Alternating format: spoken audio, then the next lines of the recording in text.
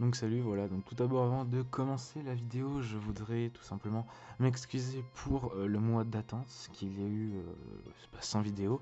J'ai eu 3-4 messages, ce qui m'est vraiment très étonnant de votre part, hein, pour me demander ce qui se passait, pourquoi il n'y a pas de vidéo. Enfin, pourquoi ça m'étonne? Tout simplement parce que la chaîne, j'ai fait qu'une vidéo dessus, genre j'ai que quelques abonnés de mes fidèles de mes anciennes chaînes, sinon la majorité c'est des nouveaux venant de l'antique des animés.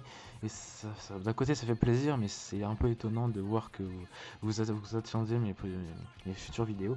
Mais voilà, je voulais m'excuser, pendant un mois je n'ai eu au sens propre du terme vraiment pas le temps de tourner une seule des vidéos.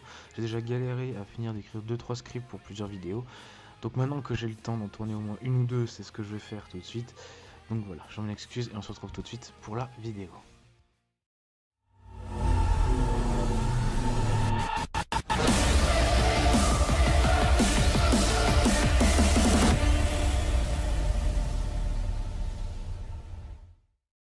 Hey, salut à toutes et à tous, c'est Iron des Chroniques Manga, et on se retrouve aujourd'hui pour la présentation de 3 CNN oubliées. Allez, c'est parti! On commence tout de suite avec Deadman Wonderland, sorti en 2011. Ce manga de Kazuma Kondo est un seinen de type aventure et horreur. Les graphismes ne sont pas mauvais et l'histoire est prenante. Malheureusement, les combats sont lents et possèdent trop de dialogues à mon goût. Néanmoins, je vous le conseille grandement.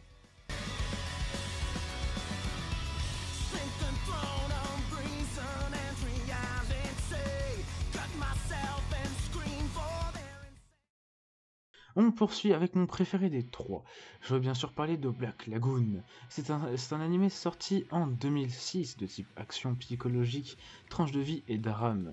Les graphismes sont très bons pour l'époque et les combats sont plutôt rapides et prenants.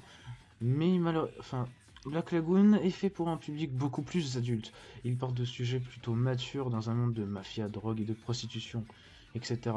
Donc pour ceux qui ont l'âge ou ceux qui sont très intéressés, je vous conseille de courir le voir parce qu'il est magnifique.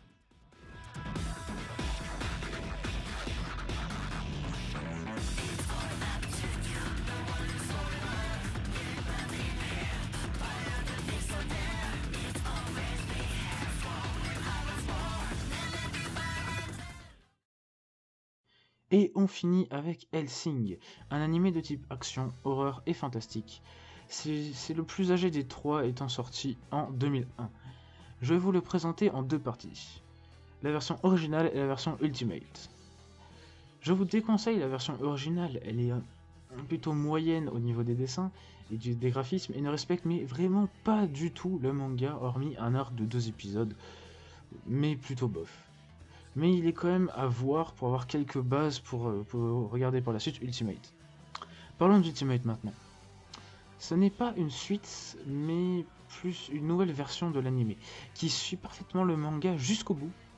Petite particularité, les épisodes ne sont qu'au nombre de 10, mais durent entre 45 et 50 minutes.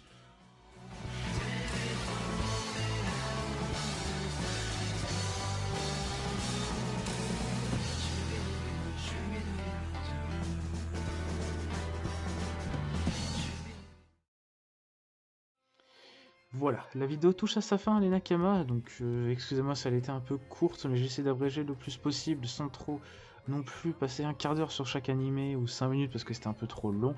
Voilà, donc si la vidéo vous l'avez aimée, n'hésitez pas à la liker, à commenter, à partager et à vous abonner pour ne manquer aucune de mes prochaines vidéos.